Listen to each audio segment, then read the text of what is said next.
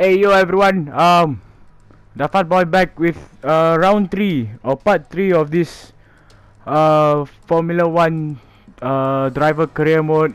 We are now in Portimao. In the last race we finished last in Imola, and we're now setting our qualifying lap. I'm just gonna show you my fastest lap from now on just to save time, and we get a 1 minute 20.299, and that is going to put us in P20 and Mick Schumacher is in 18th place. Okay, that's good.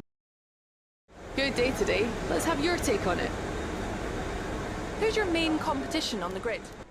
It has to be Nicholas Latifi. It has to. It's the start of the season. How do you think things are going to go for you?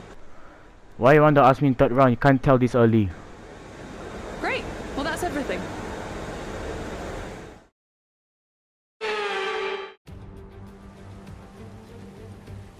The Formula One circus has made its way to the southern coast of Portugal this week, and it's preparing for what I expect to be a terrific race here in Portimao.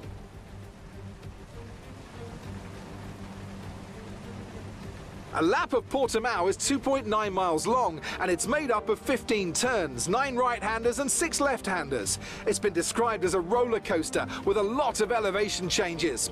There's more than one blind summit, and the conditions today aren't going to make visibility any better. So drivers are going to have to be on the ball if we're to avoid a safety car here today.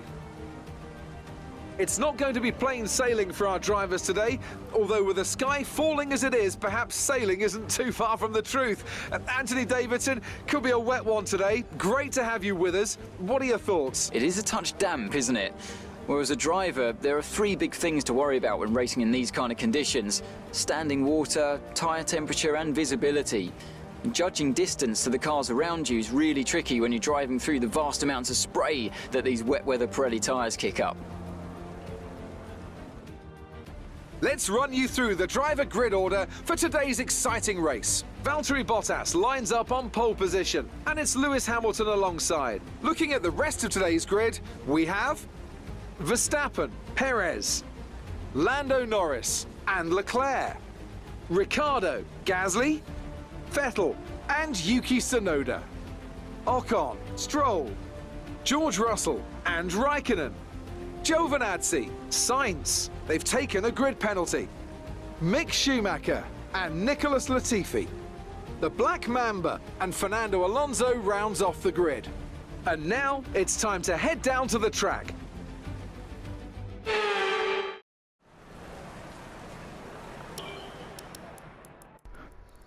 Okay, today is going to be showering in Portugal.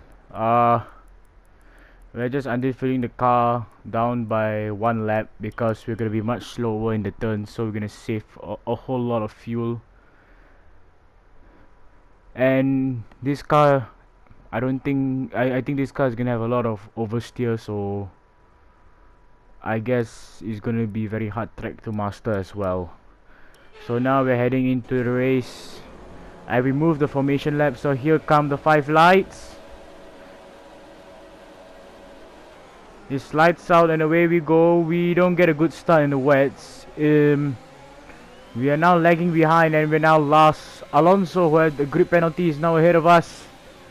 And from my experience, I think overtaking down the inside is the best way to go in a wet weather situation. So we're just going down the inside to make Schumacher, the 2 Alfa Romeos, and now Kimi Raikkonen with better traction on the exit. He's just gonna overtake us down turn 4 into the second DRS zone. Giovinazzi is also looking for a move on the inside of the hairpin, and I completely lock up my fronts and I make an overtake on Carlos Sainz and Raikkonen, but it's 3 wide, so Sainz is getting squeezed in between the both of us.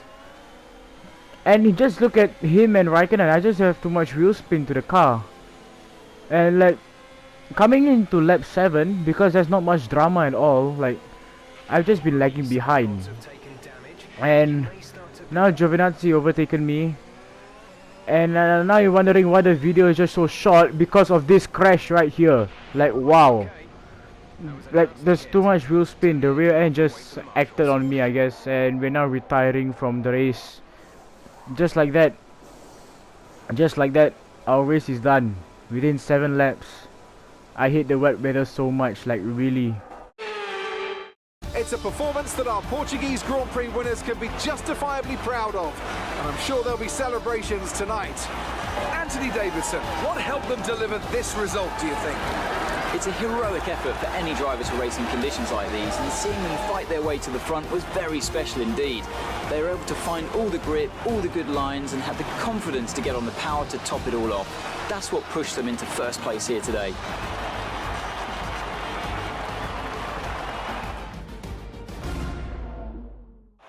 Mercedes are on top form once again after an excellent race weekend. It's great to see them up on that podium once again.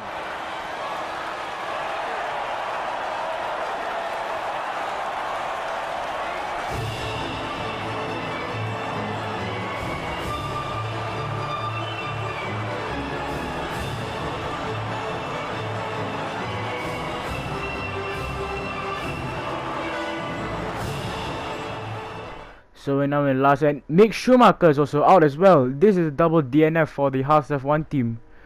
And now coming in into the Spanish Grand Prix, we got 2 more upgrades coming in.